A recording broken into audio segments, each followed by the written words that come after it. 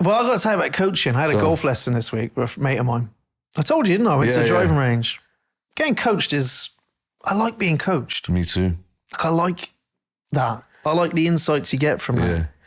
That's why you should come to me and say if you're struggling with some good coaches. Plug it in. Plug it in there. But awareness is, I was talking about it the other night on a live, I was like, just sometimes a little bit of awareness is enough for some people to change behavior. Big time.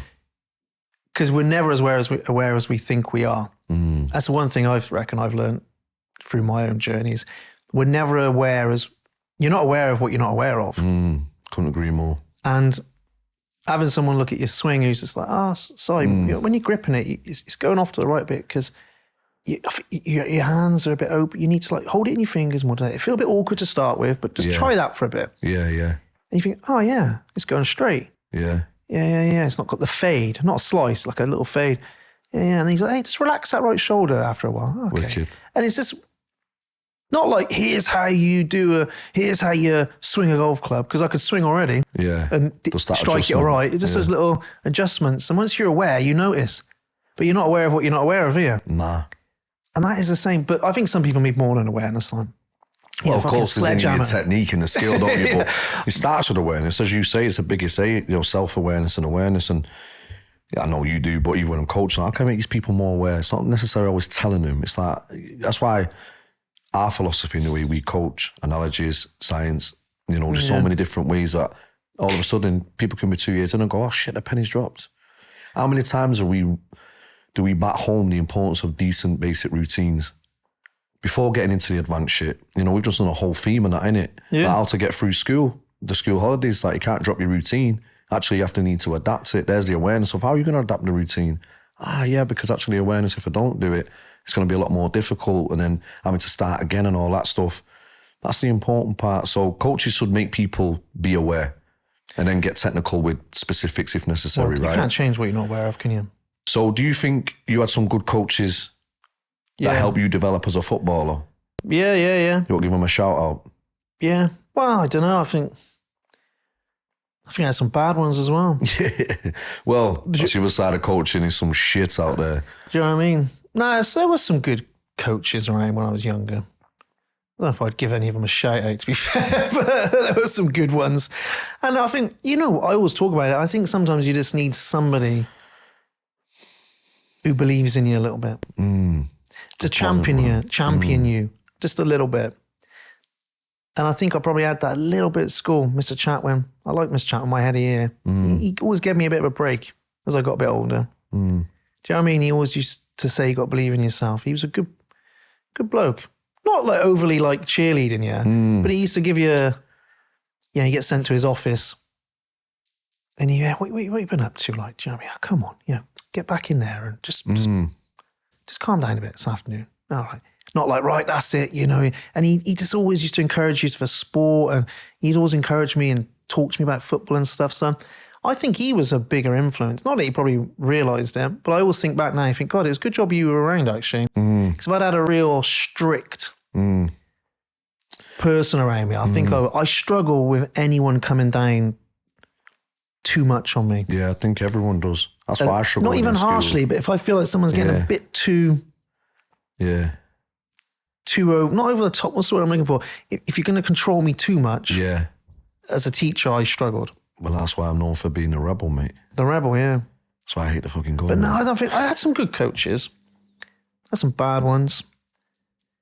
Not through fault of their own, but I don't know what makes a good coach to a young lad. I don't know. I don't know. Well, I think it just pits on one of them there. I think there's a time to be direct, but there's a time for soft energy in it. It just bring you awareness. Like, I think parenting is probably the worst of that, innit? And I find this with Cara a lot on an elite level. And it's like finding that where you go, he missed a penalty the other day, but he actually was one of the goal scorers to get him, to extra time. And, he must have thought he was going to get a bollock in the car, because I know he's better than that. And I was like, I just wanted him to feel his own frustration. I said, that's where the lesson will come, son. Wow, everyone makes mistakes. Yeah, everyone misses things. Haaland missed a penalty. The courage to step up and actually take one, and be able to reflect and be humble in missing a penalty, go, what would I do different next time? Or just actually give yourself credit for stepping up. The insight for him's only going to come from being self-aware, and not just me telling him X, Y, and Z. But I think everyone's got to deal with that conflict as well. Yeah. I've been reflecting on this a lot recently in my own life, and I think people don't champion other people enough. I'm guilty of that sometimes. Do you know what I mean? It's very easy not to knock people, as in like, but subtly, very often, we can dismiss people's hopes and dreams and achievements, and it's easily done. I think sometimes it's because people feel threatened by other people in that position. But I think you think, bloody hell, I reckon the world it'd be a bit better place to be around if people just championed other people a bit more and said, "Yeah, get after it." Or yeah. Everyone's always quick to point out. I was talking about that on I don't know, High Performance Mind Live this week. A lot of doubts in our head on our own. I was just giving some examples. It's a hard topic to teach without examples. So I was like, there's some examples in my own life. Like, I went to the gym and eventually I was like, I'm going to do my own thing.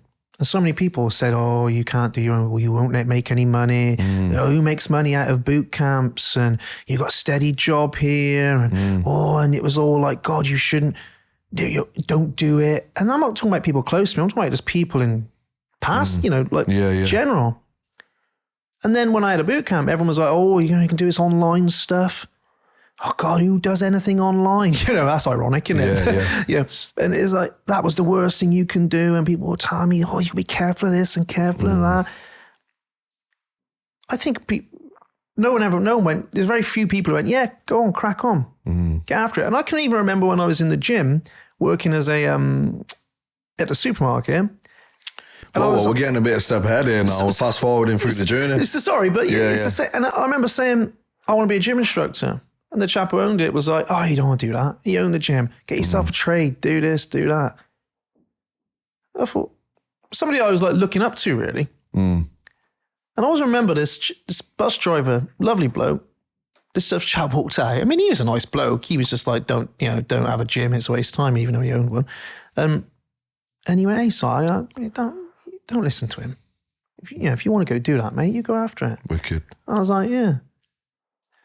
But I think every step of progression in my life, somebody has told me it's a mistake not to do it. And I think they're passing their own shit on more than... Yeah. But no, there's very few people went, fucking crack on, great idea. I reckon you can make that happen.